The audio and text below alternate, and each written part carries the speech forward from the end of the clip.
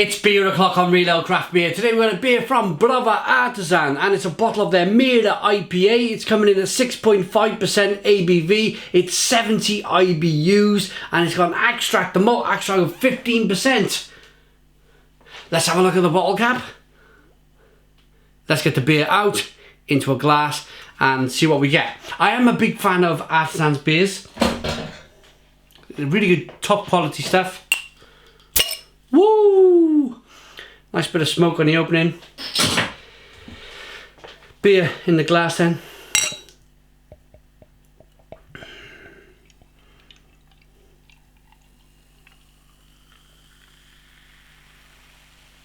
So, nice levels of carbonation. 1 to 2 finger white head. Nice.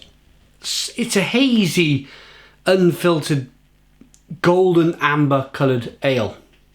Now I'm excited about this because I was just standing here as I was pouring the beer. I was thinking in my mind, I'm not sure if I've ever reviewed a big hoppy IPA from Browar Artezan. I've had a few Bretts. I've had some Bretts from them. I've had some stouts, some pale ales, but I'm thinking, have I had a big kind of 6.5% ABV IPA? And I'm racking my brain. I might have done, but I might have forgotten. But here it stands in my hand and I'm thinking, this could be the first big IPA I've had from Browar Artezan. So let's get the aroma then.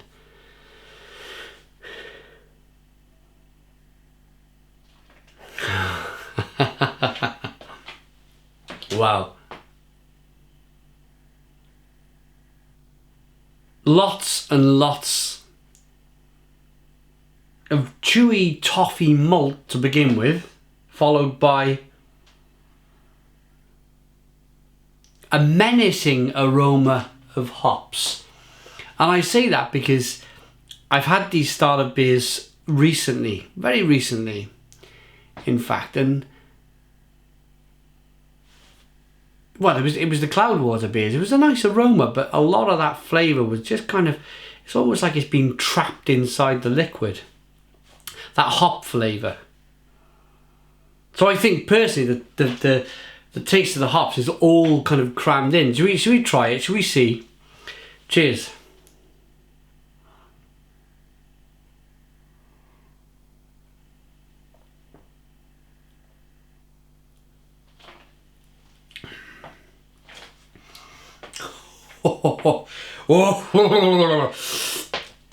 Wow, Stone the Crows, most certainly is. Most certainly is. Malty to begin with, biscuity malty, and then just this kind of hop wallop on the back end. Nice level of bitterness. It's a grapefruity mango, piney, like pine needles, walking through the forest, pulling some pine needles off the pine tree and kind of rolling them round in your hands and kind of smelling them, and if you dare taste them, it's that wonderful piney forest pine flavour.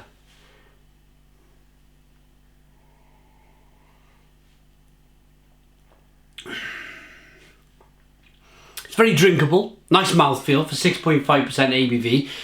The more malt you add to the beer, of course, the more ABV you get. But then sometimes on the downside of that, you get a kind of a more of a sticky, bready, biscuity mouthfeel from the malt. But this is a good balance between very refreshing, but with a nice kind of, slightly kind of sticky, malty, medium mouthfeel.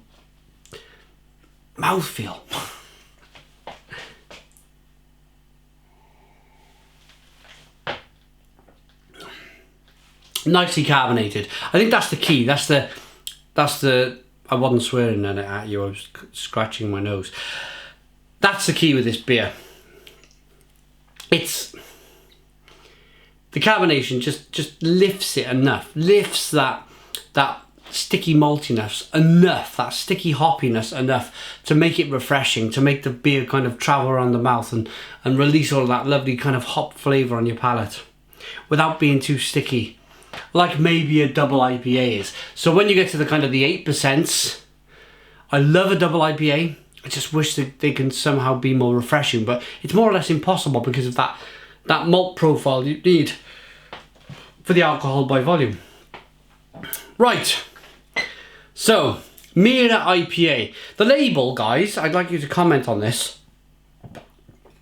Is it the inside of a car? Is it an old radio? Remember the old radios where they used to tune up and down? Or is it a thermometer? Maybe the guys from Browar Artezan can speak about this, or maybe you can if you're watching and you know. So Mera IPA, I'm going to give it a rating.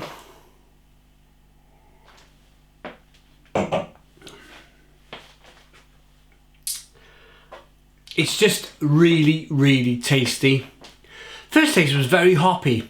Yes, it's very hoppy, but I think it's all within reason. It's all within balance for that sweet malt. That bitterness on the back end works well with the sweetness from the malt. For that reason, Stone the Crow's beer, I'm going to give it a 9 out of 10. It's a 9 out of 10 from Real Ale Craft Beer. Put your comments in the comments box. Please subscribe to our daily beer reviews. Give us a big fat thumbs up. Boom and cheers.